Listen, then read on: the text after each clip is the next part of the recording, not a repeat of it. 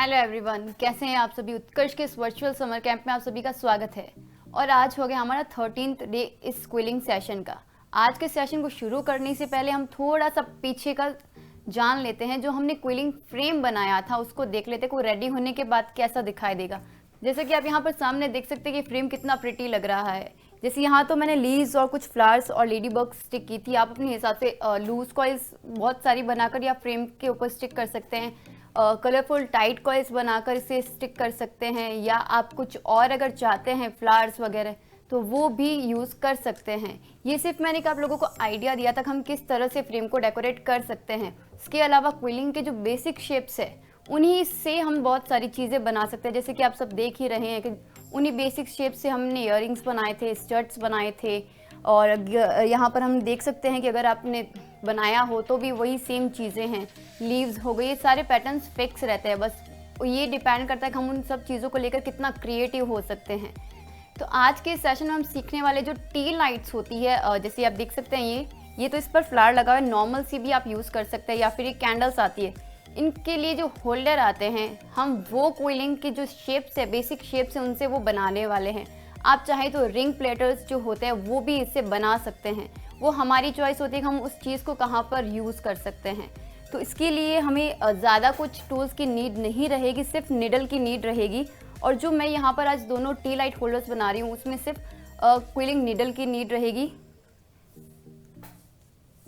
और चाहे तो आप ये इस तरह से जो कोस्टर्स आते हैं वो भी इसके बेस के लिए यूज़ कर सकते हैं। ये भी कोई कंपल्सरी नहीं है, बिल्कुल ऑप्शनल है। अगर आप चाहते हैं बड़ा बनाना उसे तो आप इसे यूज़ कर सकते हैं, या फिर अगर आपकी चॉइस है कि आप इसको बेस के लिए यूज़ करना चाहते हैं तो आप कर सकते हैं। यहाँ पर मैंने कुछ बेसिक शेप्स बना रखे हैं, आप देख सकते हैं। यहाँ पर मैंने यहाँ ड्यूल शेड्स में टाइट कॉइल बनाई है जो ज़्यादा बड़ी नहीं है, एक नॉर्मल सी साइज़ में है। और यहाँ आप देख सकते हैं कि मैंने ड्यूल शेड्स में अलग अलग लीव्स बनाई है, और कुछ आपको इसमें छोटी भी देखने को मिलेगी। तो इन्हीं को यूज़ करके हम होल्डर कैसे बना सकते हैं, तो आइए शुरू करते हैं। हमें इसके लिए सिर्फ ग्लू और निडल की नीड रहेगी। मैं यहाँ पर ड्यूल शेड्स की लीव्स यूज़ कर रही हूँ। आप चाहे तो सिंगल कलर की भी यूज़ कर सकते हैं, या मल्टी कलर की आप चाहे तो भी वो कर सकते हैं। यहाँ पर जो मैंने स्ट्रिप्स यूज़ की है वो सारी 2 mm की है। अगर आप चाहते हैं कि आपको बहुत बारीक सा काम चाहिए तो आप 2 mm की स्ट्रिप यूज़ कर सकते हैं, या 3 mm की भी कर सकते हैं। क्योंकि ये थोड़ी सी ज़्यादा पतली है तो इसका काम ज़्यादा बारीक रहेगा। या आप थोड़ा सा मोटा काम चाहते हैं तो आप 5 mm की स्ट्रिप्स को यूज़ कर सकते हैं।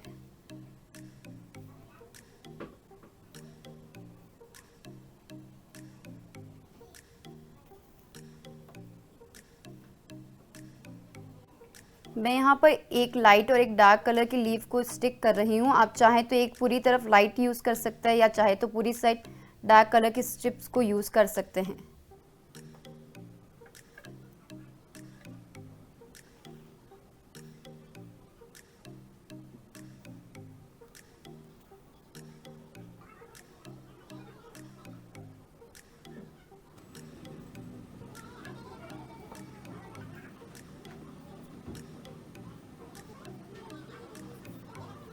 अब यहाँ पे जो मैंने बड़ी लीव्स बनाई वो तो स्टिक हो गई। इसके साथ ही मैं ये जो मैंने छोटी छोटी लीव्स बनाई है मैं इनको इसके बीच में स्टिक करने वाली हूँ। आप चाहे तो इसकी साइड ये रख सकते हैं, जैसे जो टॉप साइड है जहाँ पे वो थोड़ा सा शार्प है उसे आप रख सकते हैं, या आप चाहे तो जो ये राउंड साइड है ये भी इसके अंदर रख सकते हैं। वो सारी आपकी चॉइस है। मैं यहाँ पर जो लीफ की टॉप साइड है मैं उसे इसके बीच में स्टिक करने वाली हूँ। और आप चाहे तो छोटी छोटी टाइट कॉइल्स बनाकर करके भी इसके बीच में स्टिक कर सकते हैं।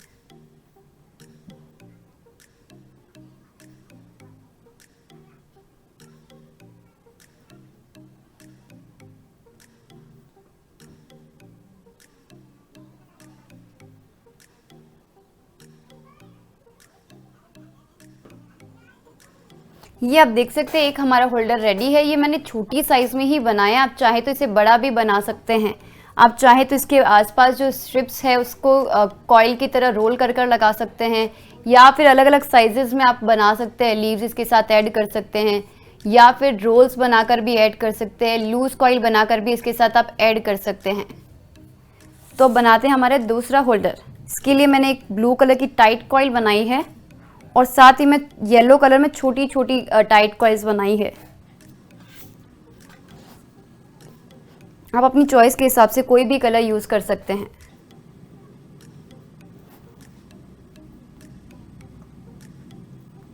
आप अगर इसे छोटा बनाना चाहते हैं तो आप छोटी छोटी स्ट्रिप्स ले सकते हैं, लाइक हाफ कर सकते हैं पूरी स्ट्रिप को, या फिर उसको भी और ज़्यादा बारीक करना चाहते हैं तो उस स्ट्रिप को भी आप आधा कर सकते हैं।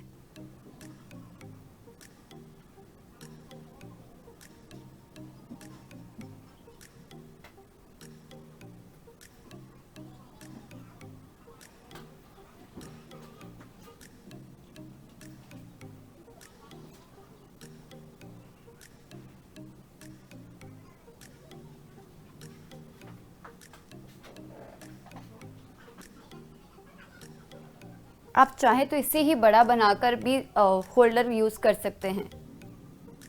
अब मैं इसके साथ कुछ लीव्स ऐड करने वाली हूँ, जिसके लिए मैंने टाइट कॉइल को पहले खोल दिया था, उसके बाद मैंने ये लीफ का शेप दे दिया था। आप चाहे तो जो टाइट कॉइल की हेल्प से जो लीफ बनती है वो भी बनाकर स्टिक कर सकते हैं। मैंने यहाँ पर लूज़ कॉइल की हेल्प से जो लीफ बनती है वो बनाई है।